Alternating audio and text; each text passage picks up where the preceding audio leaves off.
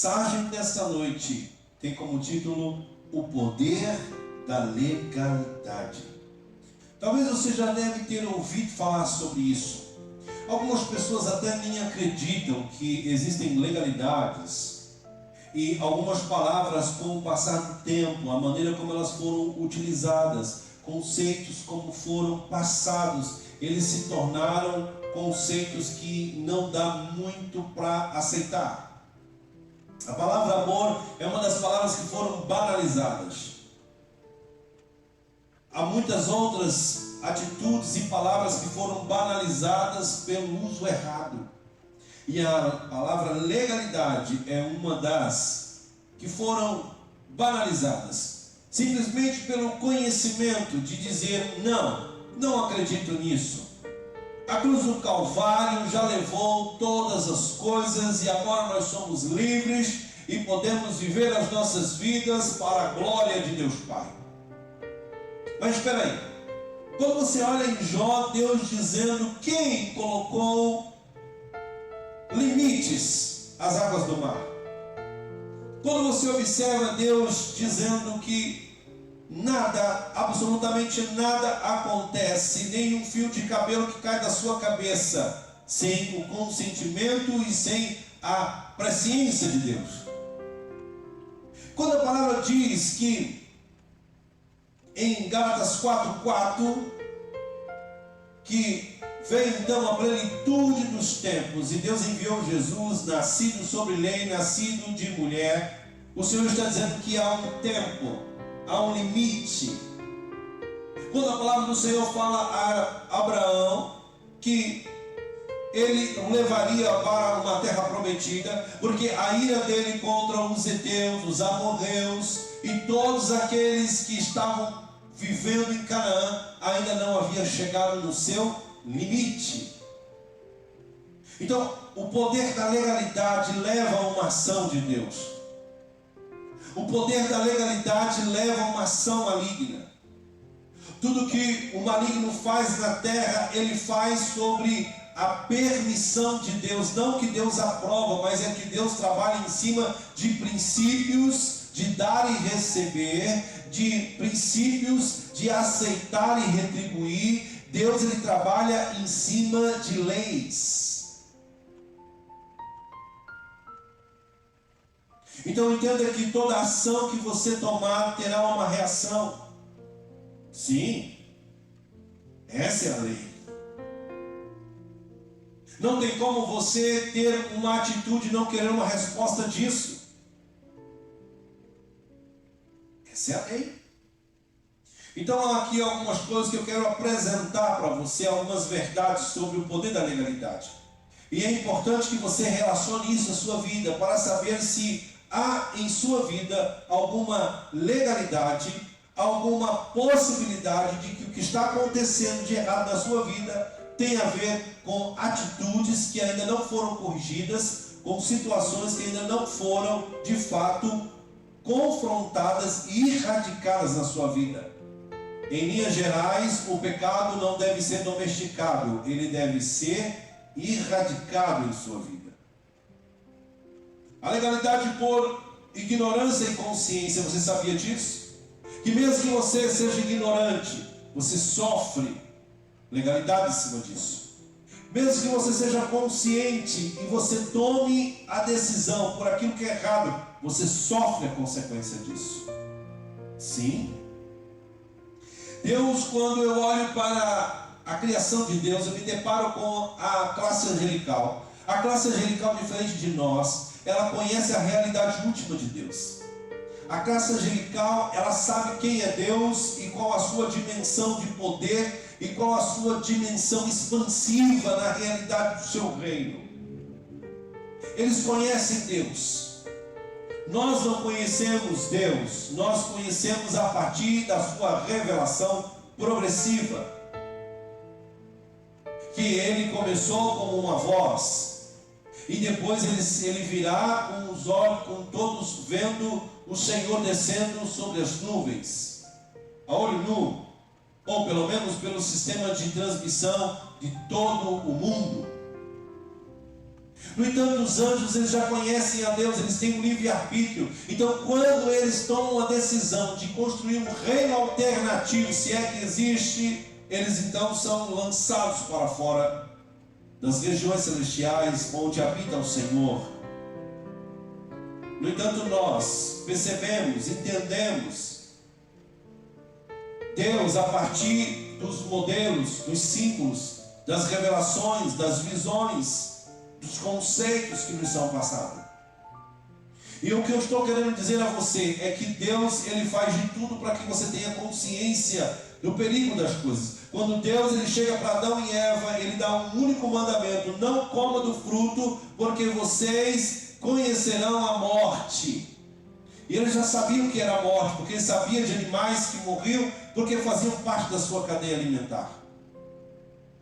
Mas a morte que Deus estava dizendo não era só a morte física, abreviando o tempo do homem, mas também a morte espiritual, que é um princípio gerado pelo pecado, nessa legalidade do pecado, a lei do pecado.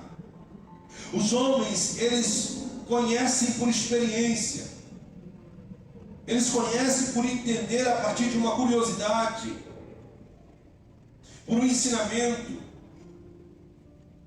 Mas a palavra do Senhor em Mateus 22, 29 diz que erramos por não conhecer as Escrituras e nem o poder de Deus. Existem pessoas que só conhecem o poder, mas não conhecem as Escrituras. E por isso, do poder, ele se torna uma pessoa fanática.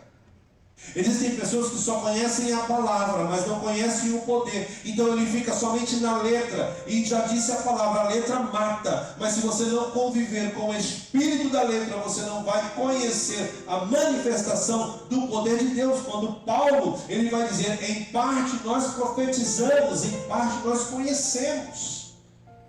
Os dois são importantes. Mas também a palavra vai dizer que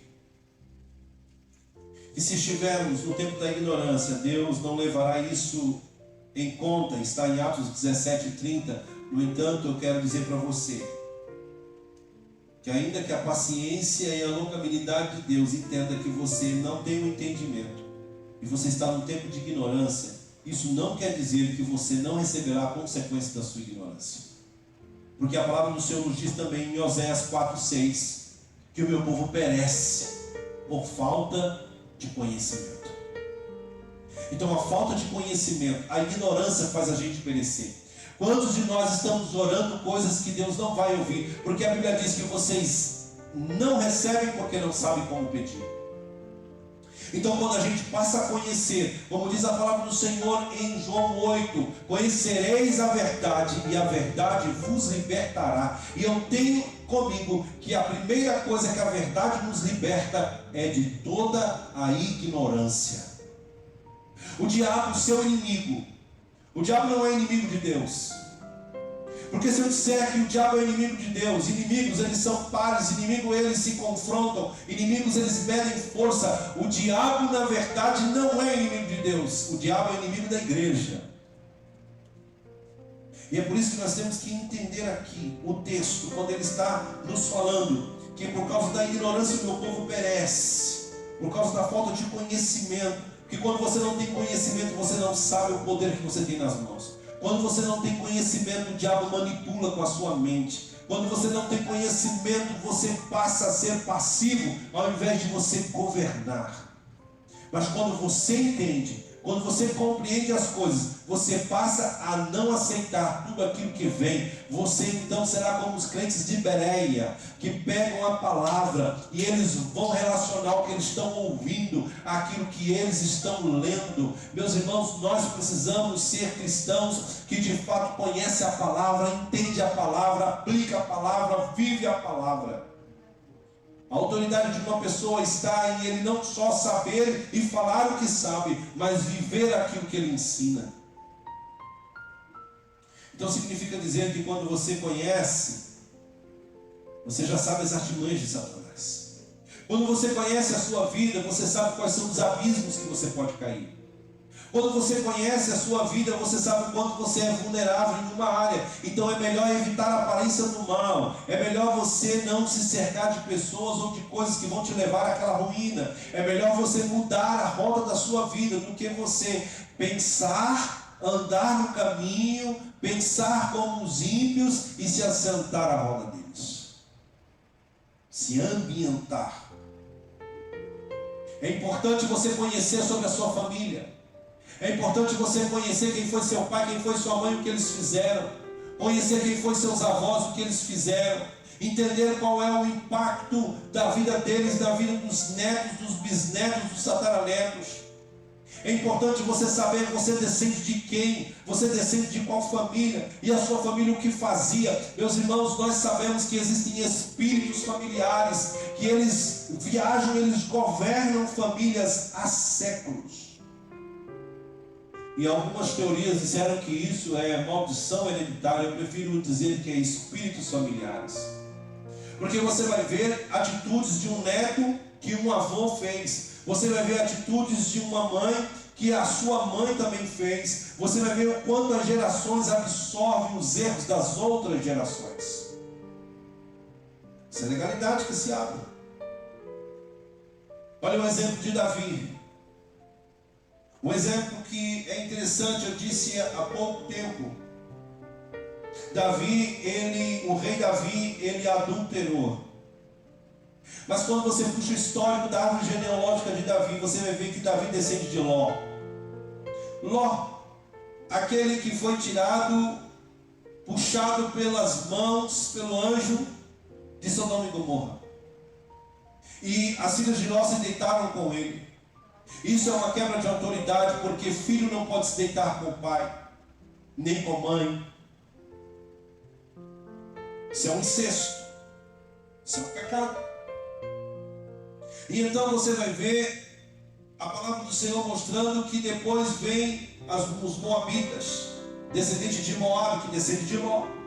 E vem Ruth, e é Boaz, e casa-se com Boaz, e depois vem Obed, e de Obed vem Jessé, e de Jessé vem Davi, e Davi então adultera.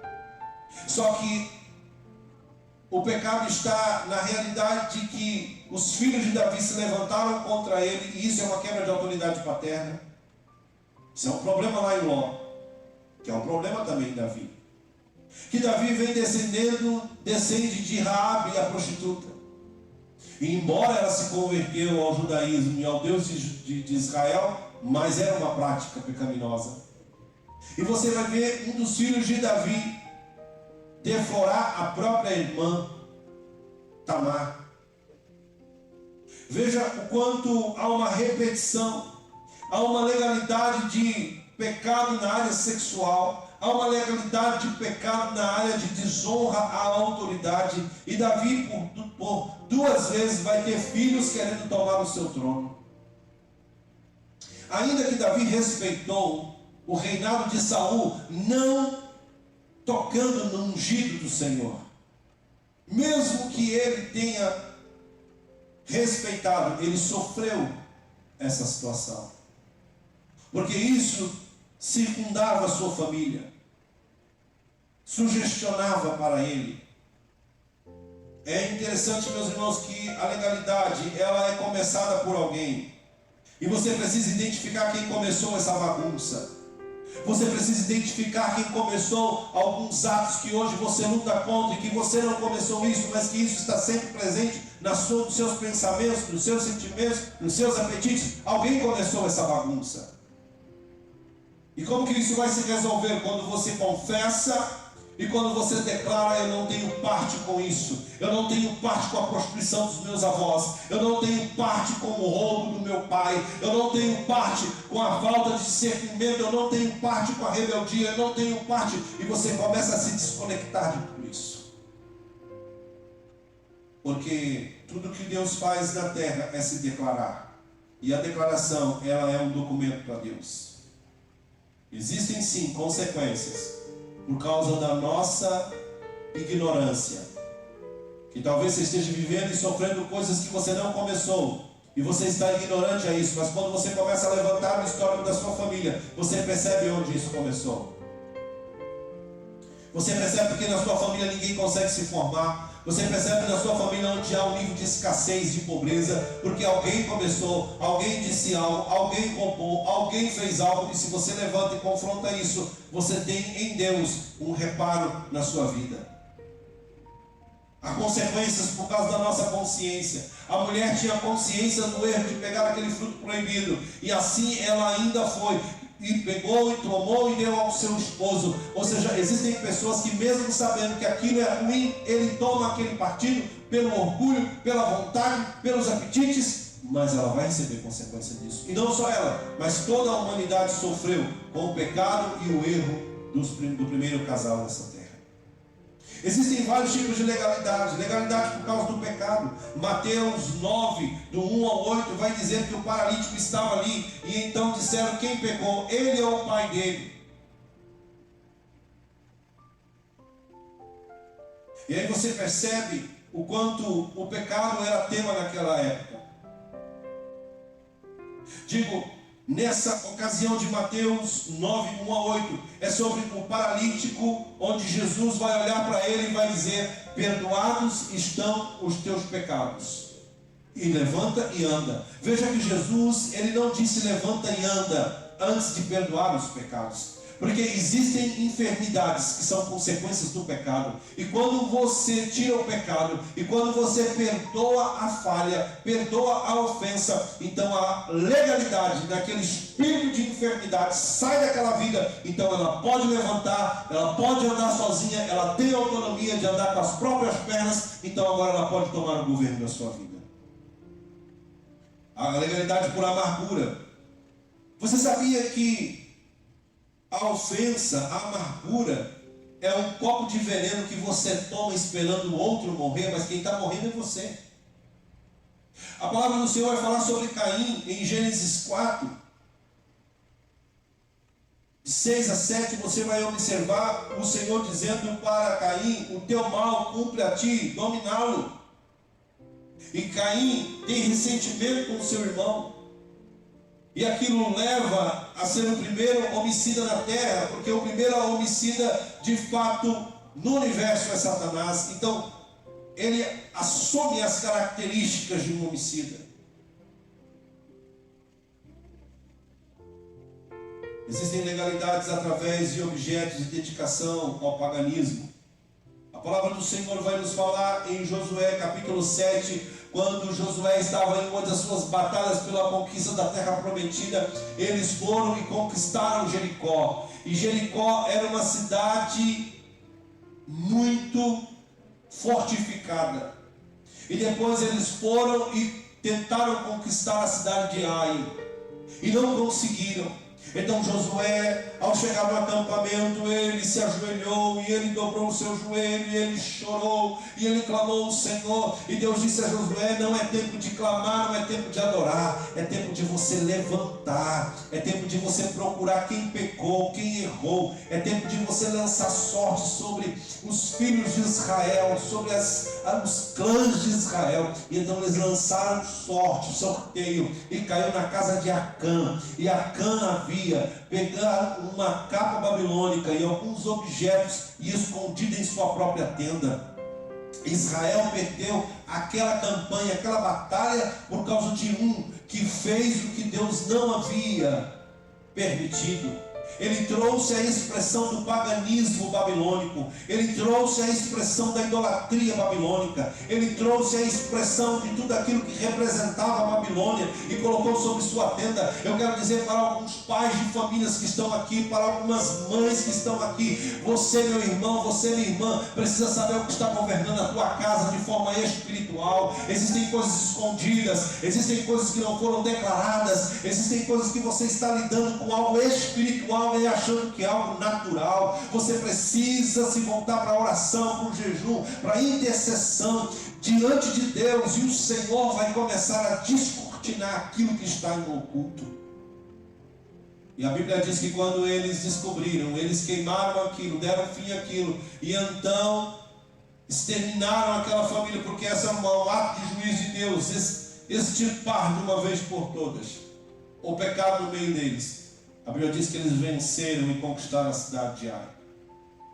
Muito cuidado com aquilo que você deixa entrar na sua casa.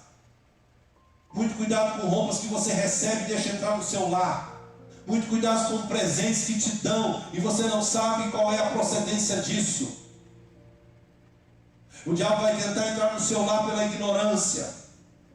E você precisa perceber, mas qual que é o efeito que isso tem? Jesus é maior do que isso, sim. Jesus é maior do que qualquer coisa, mas não significa dizer que Ele não nos abriu os olhos sobre as artimanhas de Satanás. Os ardis do diabo. Muito cuidado. A legalidade por causa da injustiça. Salmo 37, 25 diz: já fui jovem e agora sou velho, mas nunca vi um justo desamparado, nem seus filhos mendigando o pão. Significa que o mendigo, a miserável, uma pessoa que está abaixo da linha da pobreza, alguém na sua linha familiar foi e agiu com injustiça. Existem muitas pessoas que estão em situação de rua, que elas são frutos da injustiça de uma família. Há casos e casos, mas esse é um deles. Há muitas pessoas que elas vivem uma vida de miserável. Elas vivem uma vida de escassez. E isso é porque existe injustiça, balança enganosa. Deus quer mudar isso a partir do momento em que você for justo, a partir do momento em que você for imparcial, a partir do momento em que você entender que a justiça de Deus te levará a caminhos de excelência. Aleluia! E por isso nós precisamos nos ater para isso. Meus irmãos, existe a legalidade por causa da avareza. Deuteronômio 25 fala a respeito do ano sétimo, que é o ano onde todas as dívidas eram pagas.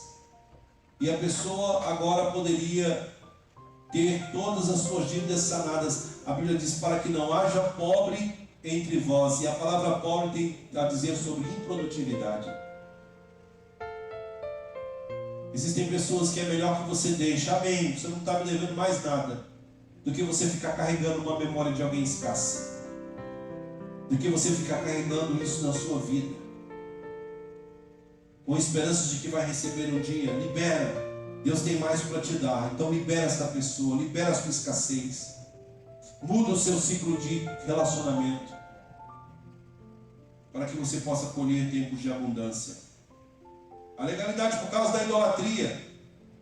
E a idolatria aqui, meus irmãos, não significa dizer somente amar os ídolos e ter um relacionamento extra espiritual, porque não dizer conjugal no significado mais íntimo da palavra, na relação com Deus, na atitude com Deus, na vida com Deus, porque o próprio Deus vai usar o profeta que vai se casar com a prostituta cultual do homem, como uma expressão de que ele é um Deus que se relaciona de forma íntima com Israel. Mas Israel preferiu seguir os outros deuses, e isso é um adultério espiritual, isso é um adultério na relação com Deus. Entenda, meus irmãos, que Romanos 1, 19 e 27 vai falar sobre outra idolatria, a idolatria de si mesmo. Onde Romanos capítulo 1, em todo o seu decurso, ele vai falar sobre homens que substituíram Deus por imagens de animais e até de seres humanos. Veja o que ele vai dizer sobre a idolatria do seu próprio ego. Homens que mudaram o seu hábito sexual, a perversidade, iniquidade, fornicação, malícia, avareza, maldade, cheios de inveja, homicídio, contenda, engano, malignidade, murmuradores, detratores, aborrecedores de Deus, injuriadores, soberbos, presunçosos, inventores de males, desobedientes aos pais e às mães, nécios, infiéis nos tratos, sem afeição natural, irreconciliáveis, sem misericórdia. São pessoas que amam a si próprio e fazem da sua vida a sua realidade de orgulho, de apetites, de vontades próprias. E isso causa legalidade. É preciso limpar e é preciso tirar essas camadas da iniquidade. Nós precisamos observar, meus irmãos, o que diz a palavra em 1 Coríntios 6,12, onde nos adverte que tudo me é lícito, mas nem tudo me convém. Porque a nossa origem é a imagem de Deus. Nós somos criados para viver conforme a sua imagem e semelhança. O Senhor te criou para ser nobre. O Senhor te criou para habitar dentro de você. Não permita que o pecado habite o lugar que é de Deus. Não permita, comece a mudar os seus hábitos, comece a mudar a sua forma de pensar. Tenha um mindset, uma mudança de mentalidade. Comece a mudar a sua fala, comece a mudar o seu ciclo de amizade, porque a Bíblia diz que as más conversações corrompem os bons costumes. E quando você fizer essas mudanças em você, e quando você confrontar isso em você, e quando você for o que diz a palavra, seja uma pessoa irrepreensível, não espere que alguém te repreenda, se auto-repreenda, olhando para dentro de si, dizendo: Deus, me limpa, me lava, me purifica. Senhor, eu não tenho nada a ver com essa realidade de iniquidade geracional. Tira isso da minha vida, tira isso da minha jornada, da minha trajetória. E quando você começa a confessar os pecados de toda a sua família, de todas as suas gerações, e você começa a dizer: eu não tenho parte com isso, eu não tenho parte com essa prática, eu não tenho parte com esse pecado, porque Cristo me lavou, me restaurou, me regenerou. Hoje eu sou um sacerdócio santo, eu sou um povo adquirido pelo sangue do Cordeiro, um preço foi pago, eu vou viver uma nova vida em Cristo Jesus. Aí sim eu posso dizer que todas as coisas velhas já passaram, e eis que tudo se fez novo. Eu quero orar com você, e que o Senhor possa, de fato, através do Espírito Santo, lhe convencer do pecado e da injustiça. E esta palavra é uma palavra de limpeza, de asepsia da sua alma, para que, limpando a casa, você então pode receber a celebração, a graça, o poder, a abundância, o mover do Espírito, a unção e a glória de Deus, que agora veio para ficar. Ela não veio passar, mas ela veio ficar e morar na sua vida, porque a palavra do Senhor diz que nós somos templo e morada do Espírito Santo de Deus. Oremos ao Senhor.